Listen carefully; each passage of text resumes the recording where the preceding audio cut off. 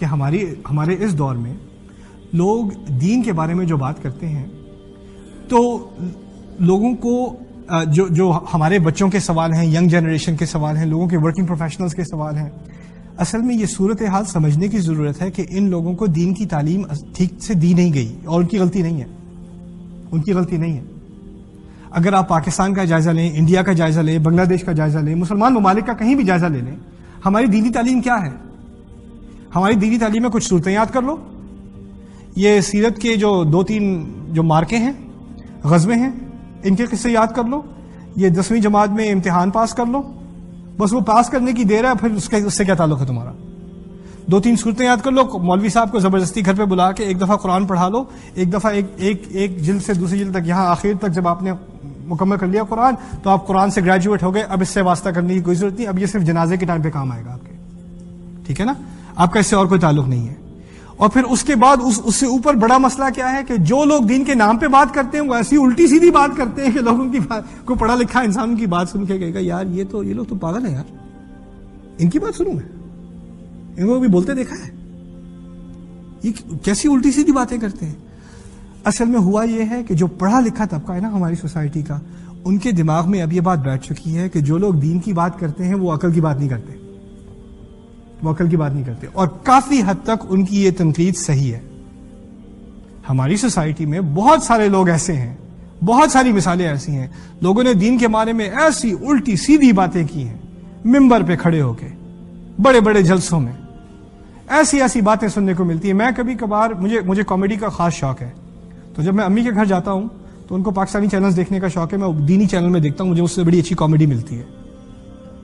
لوگ کیسے سوال پوچھ رہے ہیں اور جناب کیسے الٹے سیدھے جواب یہ لوگ ٹی وی پہ دے رہے ہیں اور لوگ دیکھ رہے ہیں، اور کہاں کی بات کہاں کو کسی کو کال کر کے پوچھ رہا ہے ہاں مجھے آج کل نیند نہیں آتی میں کیا کروں، کہتے ہیں اچھا ٹھہر جاؤ ذرا ایک سیکنڈ، ہاں تم ایسا کرو تم یہ 3 دفعہ پڑھو، یہ 5 دفعہ پڑھو، یہ کہاں سے یہ لے کے آ رہا ہے یار، یہ کون سا دین ہے؟ میں 15 سال سے پڑھنے کی کوشش کر رہا ہوں، مجھے یہ فارمولا نہیں ملا، ان کو کہاں سے مل گیا؟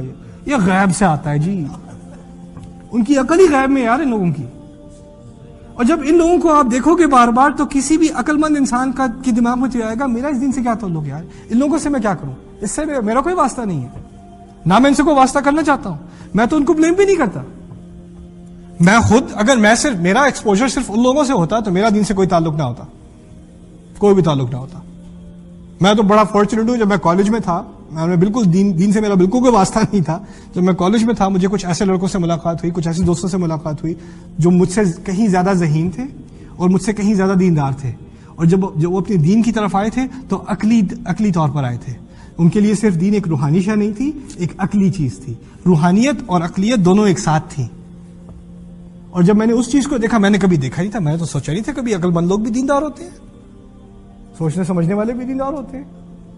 یہ لوگ اس کے تو 4.0 GPA، top of his class, masters degree, اتنی اچھی تعلیم، اتنا اچھا کریئر، اور یہ بھی 5 وقت کی نماز پڑھتا ہے. یہ کیوں نماز پڑھتا ہے؟ میرے دماغ میں سوال یار یہ تم نماز کیوں پڑھتے ہو؟ تم تو پڑھے لکھے ہو، اور آپ لوگ میں سے بھی کچھ جاتے ہیں یہاں امریکہ میں رہنے، آپ پاکستان جاتے ہیں، آپ کے کزن آپ سے کیا پوچھتے ہیں یار تم نماز پڑھ رہے ہو، تم تو امریکہ سے آئے ہو، تم کیا نماز پڑھ رہے ہو؟ باقی سب مزے میں بیٹھے کھا رہے ہیں ریسٹورینٹ میں، اذان ہو رہی ہے وہاں تو کہتے ہیں اذان بج رہی ہے، ٹھیک ہے نا، اور آپ اٹھ کے نماز پڑھنے کے دیکھو ذرا یہ مولوی صاحب آئے ہیں نماز پڑھنے. اب نماز مذاق بن چکی ہے اس سوسائٹی میں. اندازہ کرو کتنا زوال ہے اس مسلمان امت کا، اور اس میں آپ ان لوگوں کی طرف ہی صرف انگلی مت اٹھائیں جو نماز نہیں پڑھتے. وہ یہاں تک پہنچے کیسے؟ یہ کون سی تعلیم کی کمی تھی؟ یہ کون سی ذمہ داری تھی؟ جن لوگوں نے دین سکھانا تھا انہوں نے کیا الٹی سیدھی بات سکھانی شروع کر دی؟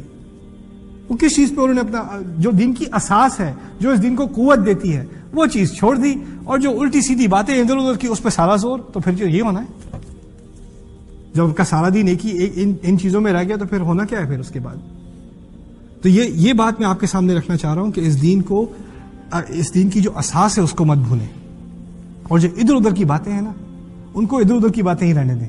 جو سائیڈ ایشوز ہیں ان کو سائیڈ ایشوز رہنے دیں. اصل اساس دین کی یہ قرآن ہے.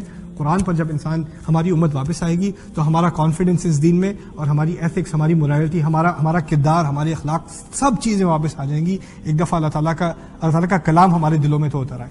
اللہ تعالیٰ اس کلام کو ہمارے دل و دماغ کو اس کلام کے ذریعے روشن کرے، اور اللہ تعالیٰ ہمیں اور ہمارے آنے والی نسلوں کو اس قرآن کی زندہ مثال بنائے۔ بارک اللہ لی ولکم فی القرآن الحکیم ونفعنی وإیاکم بالآیات والذکر الحکیم۔ والسلام علیکم ورحمۃ اللہ وبرکاتہ۔